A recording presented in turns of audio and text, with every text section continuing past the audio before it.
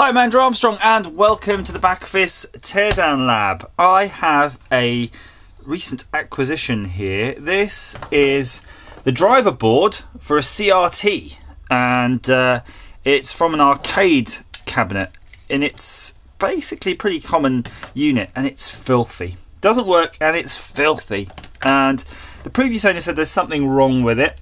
And I haven't dared to plug it in yet because it was all kind of loose. I can kind of see a cap there that's looking a bit unhappy. But he supplied me with a new flyback transformer, but I don't want to change that just yet until I've had a chance to clean it, scrub it all down, and then try it myself first, just to have, so I can visually see what's the artifacts of its failure. So first things first, though, it is covered in a lot of skunk. It's I don't know, 40 years old, and it's just covered in fur. So what I'm going to do initially is just give it a damn good cleaning. And the first kind of clean is just, I felt that in my lungs. Is just that, oh, pardon me, just a de-dusting. It is dusty. The cab was pretty dusty, and I would suggest if you've got one of these, get yourself like an old, or brand new rather, paintbrush. So you can get in among all of that. Look, there's a hell of a lot of components in there that you need to reach down and get in there. And give it a little blow. You can hear me puffing on this, huffing and puffing. But just be warned, when you do your inhale, you might get a throat full of 40-year-old, whatever this might be. Asbestos, skin cells, pork scratching dust, alcohol fumes, tobacco, everything. You can see, look at that dust fly. Look at that dust fly.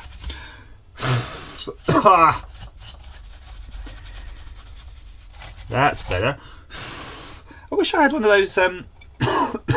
I do have a compressor somewhere. I wish I had it actually hooked up so I could just puff air onto all these things, and that's going to really help with that. You could probably try a vacuum if you can get in there, but there's always that danger that a big unwieldy vacuum is going to hit something and bust out a wire, whereas a little gentle brush like this isn't going to do anything. That's a good old dusting on the top. Much cleaner now. I mean, there's no point trying to clean it any further until you get this dust off, because it's going to just turn into a big old mush that you can't brush off. Just a little tiny bit in here hiding.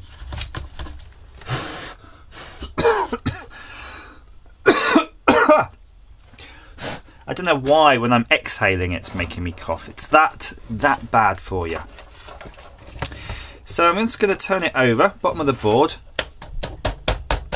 Just giving it a gentle tap there to release the dust. And it gives me the opportunity to have a look at these pins. I'm just going to zoom in so you can see the sort of soldering you've got there. They're quite tall. They're really quite prongy.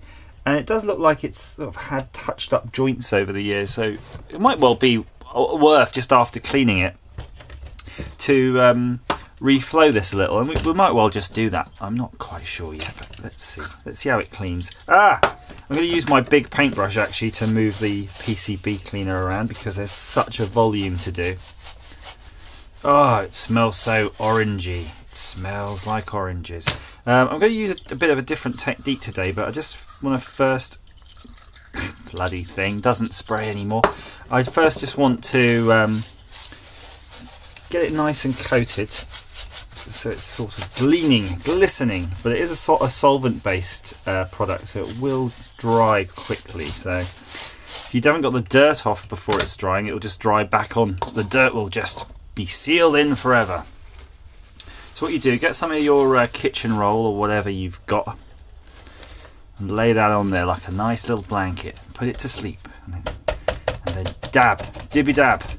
It's a bit like that artist. Do you remember that artist with the sort of big hair, the big perm, and you'd be going, now we're going to draw some of those nice clouds back there. Ain't they mighty fine, those clouds? You can see it. You can almost see the clouds. They're appearing now. And there's a farmhouse on a mountain. Yeah, isn't that serene? We're almost there now. Just a little brook with a stream and a salmon. That salmon's looking mighty fine. He's got a pretty mouth. Pretty salmon mouth here.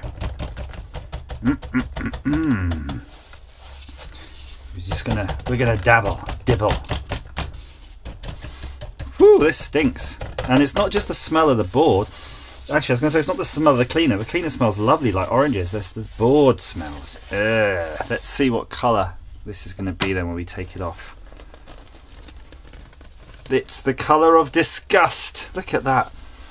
Oh, it stinks. Look at it. It's brown and horrible. It's like nicotine and... Oh, it smells like just Grandad's underpants in the war, sitting in his underpants smoking his woodbines. That isn't... that colour is actually a yellow. I mean, that is really a yellow. It's not wet. So that's not the colour of wetness. That's the colour of stankiness. Oh, it does whiff. I'm going to put that in the bin. Seal it down. What do you think, guys? Would you give it another dose? I think it couldn't hurt. I mean, look how shiny it is now. It's definitely starting to look a bit cleaner. Let's give it another dose, because if we have to rework it as well, as clean as possible is just definitely going to be better. And I've just noticed something. I'll turn it around this way because this is the correct way. If you look at the silk screen, you'll actually be able to read stuff on this side. So that'll be nice. Not very stable though. Let's do that again, just one more dose. This is of course the Flux Clean PCB cleaning solvent, and I'm almost run out. Does anybody want to send me a bottle? I could do with another bottle. No! It is run out. But there's loads in there, it's just run out of propellant. I'm going to have to cut a hole in that. Actually, I wonder if you can buy Flux Clean in a 5 litre bottle. That would be quite cool, and I could just spray it on with a normal spraying thing. Please write down below if you are in the trade, the TV repair trade or whatever, used to use a lot of Flux Clean. Please let me know, because and where to get some, because I will get some. Oh, I've got a little tear there. We got a little tear there. We're not going to worry so much about that, because we're drawing in that sea. Isn't that the beautiful ocean? What ocean is that? It looks a lot like the Atlantic Ocean.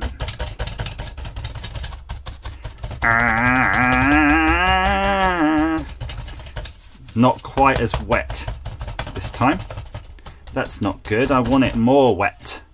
So what you can do, of course, is also apply. You've got to be a bit careful what kind of paper you're using. Ah, you bugger! Get out. You can hear it. It's got some in it. Just doesn't want to come out. Note to self, purchase Flux Clean. So yeah, if your paper's quite tenacious like this is, you can actually give it a bloody good scrub like that. And that works too. Oh, the stink. It's so stanky. It's so stanky. I do have some IPA. That might work. Maybe at a push. I'm sure some IPA will work. I've actually washed PCBs in the sink with just washing up liquid, so if you're happy to use water, you can. Oh my word! More disgusting underpants colour. Nurse. Yes. I think this board is definitely thinking, oh, it's still sticky. Look, it's actually sticky with flux. I might have to stop the camera and just sort of deal with this a bit more aggressively off camera. You won't want to see what I have to do. But I'm going to use the end of the Flux Clean brush, which is a scrubbing brush. You can hear it like a nail scrubbing brush. And get in there, every inch. That needs some attention.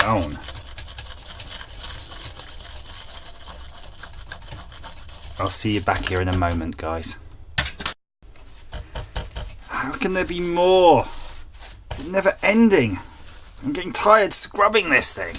Right, well I think I'm done with about as much scrubbing as I'm gonna do on this side, this stinky thing.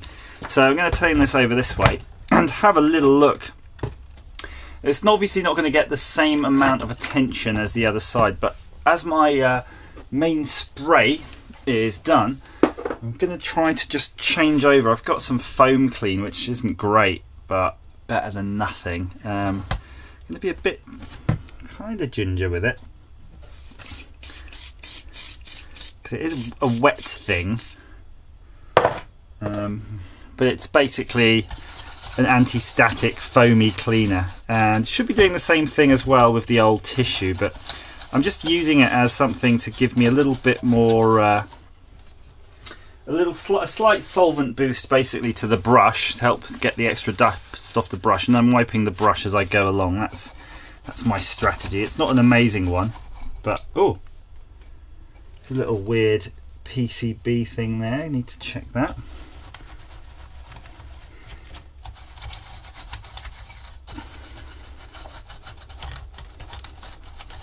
So it does seem that you can get a lot of the circuit diagrams and things online for these, so at least they're well documented, and that's going to help a lot.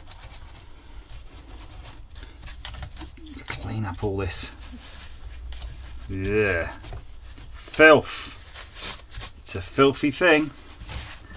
It's white underneath there, you know. That's fine. I mean, it's a lot better. It's not perfect, but without washing the PCB, it's never going to be perfect. So let's have a look now on the bottom. I'm turning my soldering iron on because I already saw a few things I didn't like the look of, and I've got some of these paper cups I was using earlier. There, that's nice. Gives it a nice flat base. Ah! Flat but unstable base.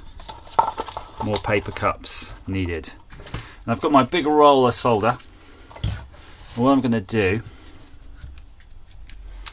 is basically look out for any joints that just annoy me. I'm just going to see an annoying joint. So let's have a little scan for one. And it's amazing. You'll see. Look here, something. Oh, and it's going to be so hard to show you. Just take my word for it. There's something where it looks like 3 legs have all emerged, and I can't tell if it's. Nope. There's a broken bit of something in there. That's fine. Right, let's zoom in. I'm going to zoom into somewhere and we'll find some joints that we can see in the middle of the camera. You can see what I'm up to. And then I'll jump cut and do a bunch of other ones. So really, this joint's alright, but I'm just sort of assume you see something you don't like the look of. You don't really have to do much. I just like hold the soldering iron and just apply a tiny bit of solder to wet it, and you could go around the whole board doing that. But if you look more specifically, you might find some where they don't look too happy. And I'm going to turn it over, drag it here. I think these things look suspicious. They look like they've had a component, or there is a component in there, but there's no leg. So let's try this one. There is a leg in there, but it just doesn't look like it's taken properly. That's better. And let's try this one. Does this actually have a component in there? It looks like an empty leg, this M2. There's a bit of something in there, but yeah, not happy at all. So in my book, it's going to get touched. Get that going. Now, if I'm not mistaken, if I turn this over, I think they'll be off something strange, like some sort of sub-PCB. Let's see what they are connected to. Ah! And they are, bear with me, I shall adjust the zoom in a moment. They are these really big old fat test pins here. So that's an interesting development. Yeah, a few test pins. But I can see something already that looks a bit wobbly and broken. And underneath there is a broken thing there. It's come away from the copper. And that could have been, maybe that could have been me even. I'll show you where that is here. You see there's a joint right there. Or not. Wake up, camera. It's right there. If I wobble it, you might just see there's a slight movement there. So what I'm going to do is, with this scratchy pen, get in there and give it a tiny bit of a bit of purchase, so I can actually apply a bit more solder to it and get it bonded back down. It still is bonded, it's just mechanically not strong because it's not attached at the back.